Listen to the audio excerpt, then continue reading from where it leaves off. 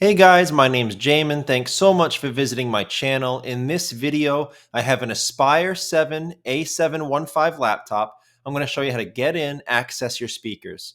So first thing, power down the computer the correct way. Make sure it's off and unplugged from your charger. We're then going to flip it over to access our bottom case screws. So you have these 4 screws along the bottom edge of my screen here, these 2 near the top on the left, these 3 on the right-hand side, these 2 near the top middle, and then these 2 in the middle of the bottom case. So quite a lot of screws. After removing those screws, we're going to take a small, flat, preferably plastic pry tool and go across the seam of the bottom case and pry it up from the rest of the computer. I say plastic pry tool because in this situation, metal's going to scratch your case a lot more than plastic will. So I tend to go with a hard plastic pry tool like a guitar pick. But you're going to start on one end, work your way down the side. Don't put the pry tool too far in. You could damage some internal components. Just keep it right on the edge and be firm but slow. If you get stuck somewhere, leave it, go to the other side, and go around in the other direction. So once you get your bottom case off, this is what you're looking at for the inside of your computer. So as a general computer repair side note, whenever I'm working on a computer in my shop, I have it sitting on an anti-static mat.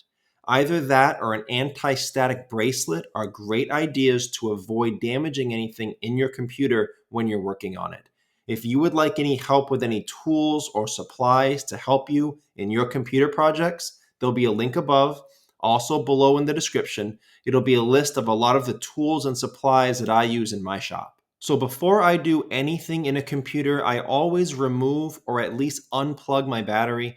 A computer is safer to work on when as little power as possible is running through it. Your battery is right here towards the bottom, and it's held in by these 2 screws, one on either side near the top corners, and it plugs into the motherboard right there. So if you're looking to remove your battery, you would undo those 2 screws, and then right here, if you look at your plug, your white plug, there's a good sized grip on either side. So you can put your fingernails or a pry tool in that grip and pull it out of that port. As with any cables in a computer, we want to try to avoid pulling on the wires themselves when at all possible. We could damage the plugs. So we always want to pull or manipulate the actual plugs themselves rather than pull on the wires.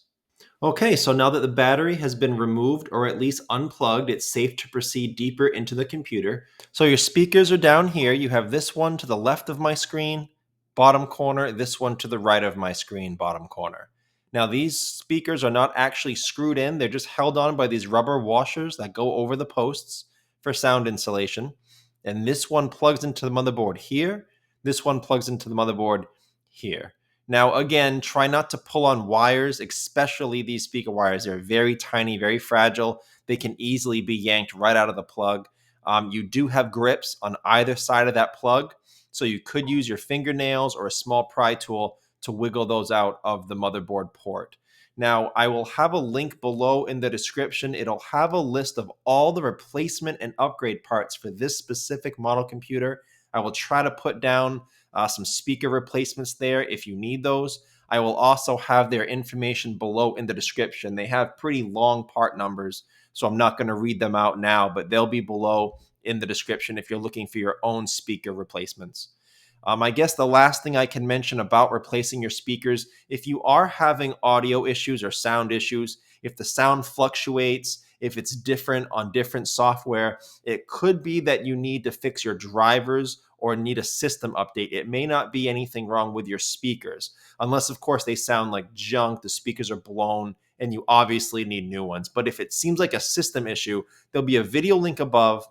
Also below in the description, it'll be a tutorial on how to make sure all your drivers are up to date and correct and how to update your system. That can help your sound issues very often without having to get in here and physically replace your speakers. So I hope the video was helpful. This is how you access your speakers in an Aspire 7. Thanks again so much for watching. Please remember to like and share if this helped you out, if you think it can help someone else out. And feel free to subscribe if you enjoy DIY computer content like this, or if you just want to keep me on hand to answer any of your future computer questions. I do try to answer all questions throughout my channel at least a couple times a day. Also, feel free to check out the related link section below in the description. From time to time, I do try to add things in there that I think will help you with your general computer life, make it more productive, more enjoyable. So thanks again for watching, everyone. I look forward to seeing you on my next video.